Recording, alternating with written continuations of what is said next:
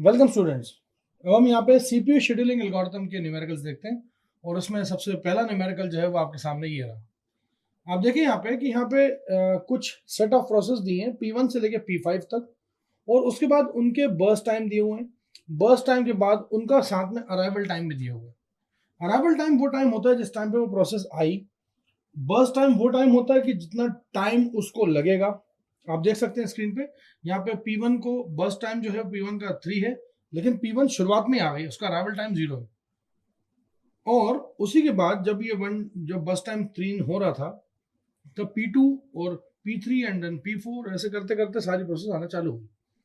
हमें करना ये है, यहाँ पे हमें 3 एल्गोरिथम्स का इस्तेमाल करना है। सबसे पहले FCFS, SJF और राउंड रॉबिन। राउंड रॉबिन के अंदर क्वांटम साइज जो है वो 1 दिए हुए हैं। हमें इसका गैंट चार्ट प्रिपेयर करना है और सभी के करस्पॉन्डिंगली हमें एवरेज वेटिंग टाइम निकालना है। तो सबसे पहले मैं निकालता हूँ फर्स्ट कम फर्स्ट सर्व का, FCFS का। FCFS एल्गोरिथम क्या कहती है? FCFS एल्गोरिथम कहती है कि जो पहले आएगा वही पहले पाएगा। तो ठीक है, हम बनाते हैं यहाँ पे गैंट चार्ट।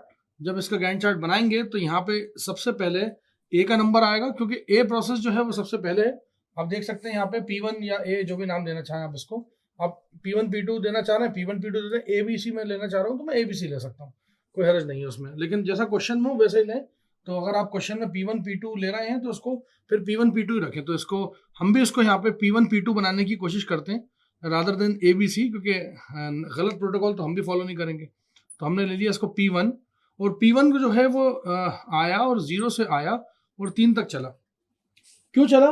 क्योंकि P1 का बर्स्ट टाइम इतना ही। तो फर्स्ट कम फर्स्ट सर्व कहता है जो पहले आएगा वही पहले पाएगा। फिर आया P2, और P2 जो है वो चला कहाँ तक? 5 सेकंड उसको चलना था, तो 5 मिली सेकंड उसको चलना था, तो ये टोटल 8 तक चला। तो P2 का टाइम कितना हुआ? 3 से लेके 8 तक का। फिर आया नंबर C का, और C को सिर्फ 2 ही सेकंड थे, तो उसने 8 से लेकर के 10 तक चला। उसके बाद ये थोड़ा आसान है। उसके बाद आपका D का नंबर आया, या सॉरी मैंने फिर गलती करी यहाँ पे, P3। इंसान हूँ, गलती तो हो सकती है ना, पॉसिबिलिटी है। आप भी पेपर में इस टाइप की गलती ना करना। उसके बाद है अगला P4। P4 जो है वो 5 सेकंड तक का चलेगा। तो यहाँ पे ये टोटल 10 से लेकर के आपका 15 तक चलेगा। P4 जो है आपका कितना चलेगा? 10 से लेकर के 15, क्योंकि इसका बस टाइम 5 ही है। उसके बाद आता है अगला P5। जब P5 आएगा तो P5 का टाइम जो है वो भी कैसा है? P5 जो है वो चलेगा आपका 10 से लेकर के 15 से लेकर के 20 तक। 15 से लेकर के 20 तक। तो कुल मिला के आपने गैंट चार्ट प्रिपेयर कर दिया। और एक बात याद रखिएगा, अगर गैंट चार्ट आपका सही है तो आपका सारे काम आसान है। अब मैं यहाँ पे वेटिंग टाइम निकालूंगा। क्या निकालूंगा? Waiting time. वेटिंग टाइम, क्योंकि इसी से तो मुझे एवरेज वेटिंग टाइम निकालना है। मैं वेटिंग टाइम P1 का निकालूंगा, फिर मैं वेटिंग टाइम P2 का निकालूंगा, फिर मैं वेटिंग टाइम P3 का निकालूंगा, देन P4, और आखिर में P5।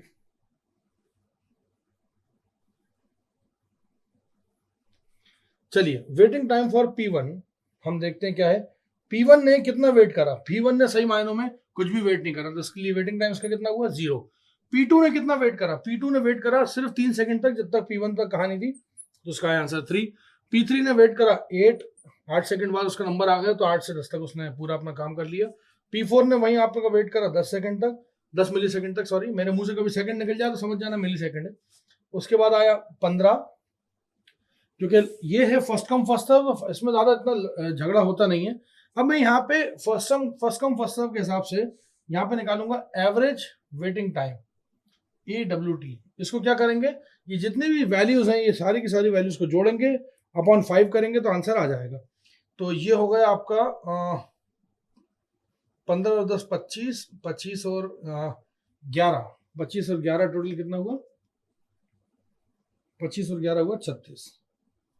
36 अपॉन 5, जिसको अगर आप सॉल्व करेंगे फर्दर, मेरे ख्याल से मैंने कैलकुलेशन बिल्कुल सही करा है।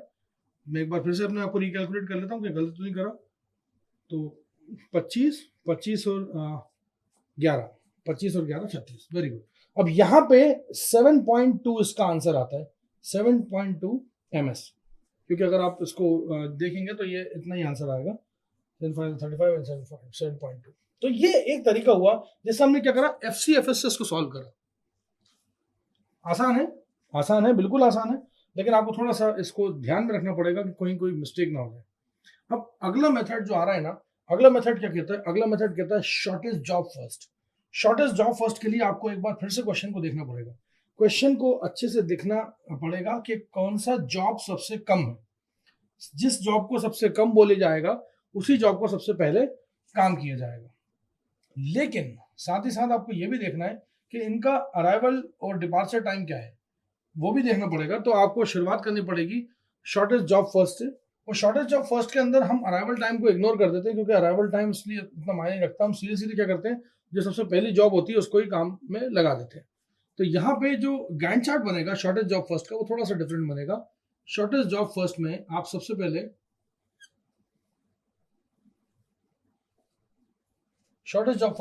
पहले नंबर देंगे किसको, सबसे पहले आप नंबर देंगे P3 को, क्योंकि सबसे छोटी जॉब जो थी वो वही थी, वो 0 से 2 सेकंड तक चली। फिर आप देंगे P1 को, जो कि आपकी 2 से 5 तक चलेगी। उसके बाद देंगे आप P2 को, जो कि आपकी 5 से 10 तक चलेगी। उसके बाद आप लेंगे P4 को, जो कि आपकी 10 से 15 तक चलेगी। और फाइनली आप देंगे किसको, फाइनली आप देंगे P5 को, जो कि आपकी 15 से 20 चली। देखिए एक्चुअल में है क्या कि जो आपका शॉर्टेस्ट जॉब फर्स्ट है, शॉर्टेस्ट जॉब फर्स्ट के अंदर ये जो P4 और P5 है, इनकी तो बात ही ना करें, क्योंकि ये तो वैसे भी इनका बर्स्ट टाइम 5 और 5 था। इवन P2 का भी 5 था। मेन मुद्दा जो आता है वो आता है P3 और P1 में। P3 और P1 के अंदर देखा जाए तो बर्स्ट टाइम 3 और बर्स्ट टाइम 2 था। अब जाहिर सी बात है, आप शॉर्टेस्ट जॉब फर्स्ट कर रहे हो, और शॉर्टेस्ट जॉब फर्स्ट आप वो वाली कर रहे हो जिसके अंदर कोई प्रियम्पशन नहीं है, कोई प्रियम्पशन नहीं है। ये नॉन प्रियम्पटिव एसजीएफ है। नॉन प्रियम्पटिव एसजीएफ में आपको क्या करना पड़ेगा कि आपको P3 को ही आगे लेना पड़ेगा।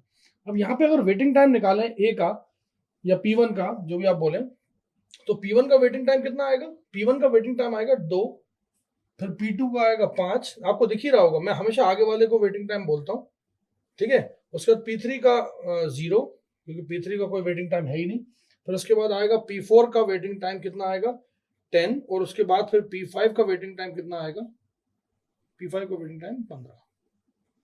अगर आप इसको एडअप करेंगे तो ये होगा 25 और 5 30 और 2 32, तो होगा 32/5। इसका एवरेज वेटिंग टाइम जो होगा वो कितना आएगा, 32/5, जिसको आप कैलकुलेट करेंगे तो आएगा 6.4 ms। ये न्यूमेरिकल क्या कह रहा है, ये न्यूमेरिकल ये कह रहा है कि आप एवरेज वेटिंग टाइम देखिए चेंज होता जा रहा है। हर कंडीशन में एवरेज वेटिंग टाइम चेंज होता जा रहा है। आपने यहाँ पे करा FCFS, फिर करा SJF। अब तीसरा आपसे बोला जा रहा है round robin CP scheduling algorithm using quantum value 1। अब राउंड रॉबिन के अंदर हम क्वांटम वैल्यू 1 लेंगे। तो राउंड रॉबिन के अंदर हमने क्वेश्चन में जो दिया है वो दिया है क्वांटम वैल्यू 1। क्वांटम वैल्यू 1 के हिसाब से सबसे पहले तो हम इसका गैंट चार्ट बनाएंगे, और उसका गैंट चार्ट बड़ा लंबा चौड़ा बनेगा।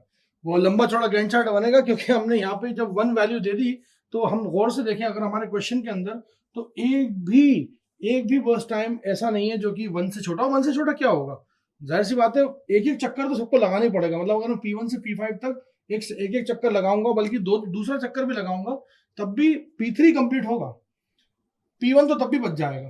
फिर बाद में तीसरे चक्कर के अंदर P1 कंप्लीट होगा, और ऐसे करते करते आगे काम चलेगा। तो कुल मिला के मैं लिखना चालू करता हूँ यहाँ पे, और गैंट चार्ट इसका थोड़ा सा टिपिकल बनेगा, तो मैं इसको बनाने की कोशिश करता हूँ, और क्वांटम वैल्यू 1 के हिसाब से मैं इसको बनाता हूँ। उम्मीद करता हूँ आपको समझ में आएगा।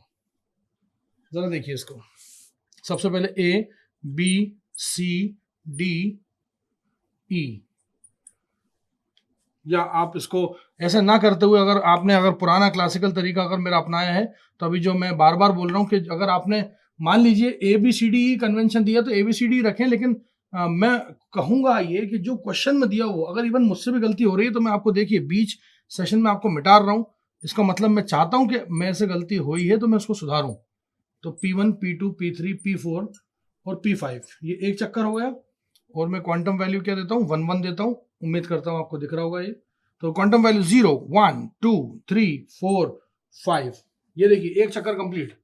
फिर गोल घूम के कहाँ पे आए, वापस से P1 P2 P3 P4 and P5, ये एक एक चक्कर। Quantum value is 1, quantum value 1 पे 6, 7, 8, 9 और 10। ये 10 तक आप देखेंगे जरा गौर से तो यहाँ पे एक एक चक्कर हुआ है, और यहाँ पे अल्टीमेटली अगर देखेंगे तो सिर्फ एक ही है जिसका काम खत्म हुआ है, और वो है P3। मतलब अगले चक्कर में अब P3 को मुझे मिस करना है, तो मैं लिखूंगा P1, P2, P3 स्किप मार के, P4 एंड P5। यहां पे जब मैं आऊंगा तो मेरा यहाँ पे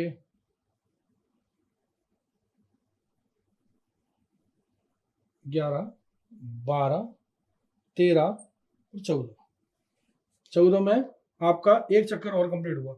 अब यहां तक मैं P1 को बर्स्ट टाइम कितना चाहिए था, 3। तो ये देखिए 1, 2 और 3, ये 3 हो चुका है। इसका मतलब अब P1 का भी रोल खत्म। यहां पे आके P2 का भी रोल खत्म, P1 का भी रोल खत्म और P3 का भी रोल खत्म। P3 तो खैर पहले ही हो गया खत्म, एक यहाँ पे एक यहाँ पे। अब बारी आती है सिर्फ इन 3 की, और ये 3 आपस में खेलेंगे जिनका नाम है P2, P4 और P5। जैसे आपने ये करा, इससे क्या हुआ, ये 15, 16 और ये 17। अब आप देखेंगे कि ये 5 5 5 वाले बर्स्ट टाइम वाले जो थे, P2 1, P2 2, P2 3, P2 4। Same goes with P4 1, P4 2, P4 3 और P4 4। Same goes with P5 1, 2, 3 and 4। मतलब यहाँ पे एक डब्बा और बना दूं मैं यहाँ पे, और गैंट चार्ट को कंप्लीट कर सकता हूं मैं यहाँ पे कुछ इस प्रकार से कि यहाँ पे लिख देता हूं मैं 18, 19 और 20। यहाँ पे आके गैंट चार्ट कंप्लीट होता है। मैं लिखूंगा यहाँ पे P2 का आखिरी, P4 का आखिरी और P5 का भी आखिरी। अब जाके ये गैंट चार्ट कंप्लीट हुआ। इस गैंट चार्ट में जैसा मैंने आपको बताया कि भाई क्वांटम स्लाइसेस छोटी होती हैं तो फिर गैंट चार्ट थोड़ा बड़ा बन जाता है। तो अब बारी आती है हमारे वेटिंग टाइम निकालने की, और वेटिंग टाइम निकालूंगा मैं कुछ इस प्रकार से। वेटिंग टाइम फॉर P1 ये निकाल रहा हूं मैं, फिर निकालूंगा वेटिंग टाइम फॉर P2, फिर निकालूंगा वेटिंग टाइम P3 का, और एक एक करके निकालता जाऊंगा वेटिंग टाइम फॉर P5।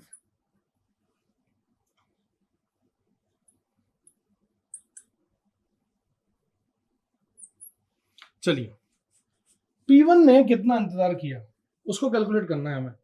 तो चलिए P1 का इंतजार देखते हैं। सबसे पहले यहाँ पे P1 ने इंतजार नहीं किया, मतलब यहाँ पे आएगा इस P1 कितनी जगह लिखा है, 1, 2, 3, 3 जगह लिखा है, सिर्फ 3 जगह पे।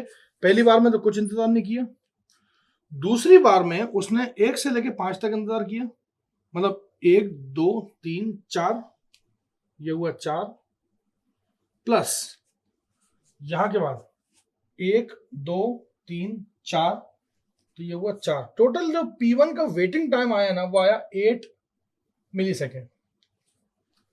अब बारी आती है P2 की। P2 ने सबसे पहला, P2 कितनी मरतबा है, 1, 2, 3, 4, 5 जगह P2 लिखा है।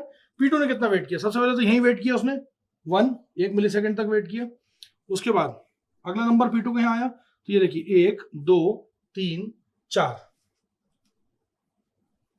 फिर P2 हुआ सॉल्व, 1, 2, 3, 4, फिर P2 हुआ सॉल्व, फिर 1, 2, फिर 1, 2। आप जब इसको कैलकुलेट करेंगे तो ये हो गया आपका टोटल 8 और 2 10 और 1 13, 13 मिली सेकेंड। 13 मिली सेकेंड तक P2 ने इंतजार किया। अब बारी आती है P3 की। P3 यहाँ पे आया, यहाँ पे 2 सेकंड का वेट करा था उसने P3 ने, तो ये 2 लिखा। ये तो सिंपल सा था, शुरुआत में ही था। उसके बाद P3 का अगला नंबर कब आया, यहाँ आया, तो 1, 2, 3, 4। तो टोटल जो है P3 यहाँ पे आके फिनिश भी हो गया, और पीछे कहीं P3 लिखा नहीं था, तो ये आंसर आया 6 मिली सेकेंड। यहां पे आके 3 तो हो गए। उसके बाद नेक्स्ट आता है आपका P4। P4 ने सबसे पहला इंतजार जो किया वही 3 सेकंड का किया। उसके बाद P4 का 1, 2, 3, 4, उसके बाद भी 1, 2, 3, देखिए P4 कर रहे हैं हम। P4 ने 3, फिर 1, 2, 3, 4, P4 के 4, फिर 1 2 3, 3 है सिर्फ यहाँ पे, फिर 1 2 और फिर 1 2।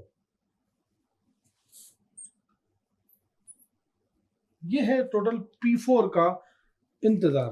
तो हम इसको काउंट करेंगे अगर, तो ये आया 7 एंड 3 और 4, 14 मिली सेकेंड।